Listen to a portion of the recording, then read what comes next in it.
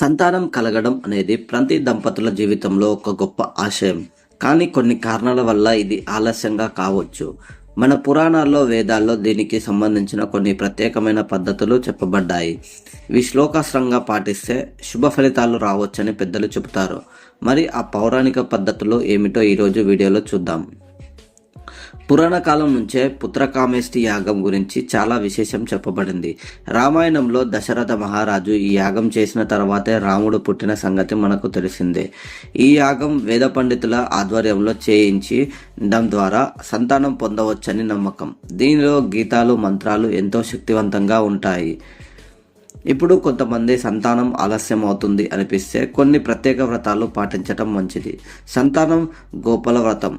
ఇది చాలా ప్రాచీనమైన శ్రీకృష్ణుడిని పూజించి ఈ వ్రతం చేస్తే సంతానం కలుగుతుందని నమ్మకం. శివుడి పూజ. శివుడు తండ్రి, దేవత అని మన పురాణంలో చెబుతారు. ప్రతి సోమవారం ఉపవాసం చేసి శివలింగానికి పాలు, నీళ్లు, తులసితో అభిషేకం చేయటం వల్ల ఫలితాలు త్వరగా వస్తాయని చెబుతారు. పౌరాణికాలు చూస్తే కొన్ని రోజులుగా గర్భధారణకు శుభాకరమైన రోజులు అని పెద్దవిగా చెప్పేవారు. అష్టమి, నవమి వంటి తిథుల్లో పుణ్యస్నానం చేసి దేవతలను పూజిస్తే మంచి ఫలితాలు వస్తాయని భావిస్తారు. సంతానం కలగాలంటే జ్యోతిష శాస్త్రంలో కొన్ని నక్షత్రాలను పరిశీలించి వాటికి అనుగుణంగా పూజలు చేయటం ప్రత్యేకంగా చెప్పబడింది. తులసి మొక్కను నిత్యం పూజించటం ద్వారా ఆధ్యాత్మిక శక్తి పెరుగుతుంది. తులసి మొక్క శ్రీకృష్ణుని పూజించే వారికి సంతానం త్వరగా కలుగుతుందట. తిరుమలకు వెళ్ళి స్వామిని వారిని ప్రార్థించడం ద్వారా సంతాన సమస్యలు దూరమవుతాయని నమ్మకం. ఈ మంత్రాన్ని జపించటం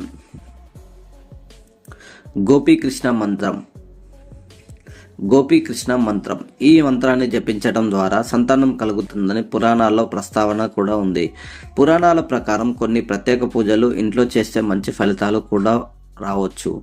గర్భధారణ. ఈ పూజ చేయటంలో జయమంత్రం, శక్తి వేదమంత్రాలను పఠిస్తారు. సుబ్రహ్మణ్య స్వామి పూజ. సుబ్రహ్మణ్య స్వామికి నిత్యం పూజ చేయటం వల్ల సంతాన సమస్యలు తొలగిపోవచ్చని చెబుతారు. సంతాన లక్ష్మి పూజ. అమ్మవారిని పూజించి ఆమె ఆశీస్సులతో సంతానం కలుగుతుందని పెద్దలు నమ్ముతారు. పురాణాల్లో చెప్పినట్లు ధార్మిక జీవనం విధానాన్ని పాటించాలి. పాజిటివ్ ఆలోచనలు. దంపతులు ఎప్పుడు పాజిటివ్గా ఆలోచిస్తూ ఒకరితో ఒకరు ప్రేమగా ఉండాలి.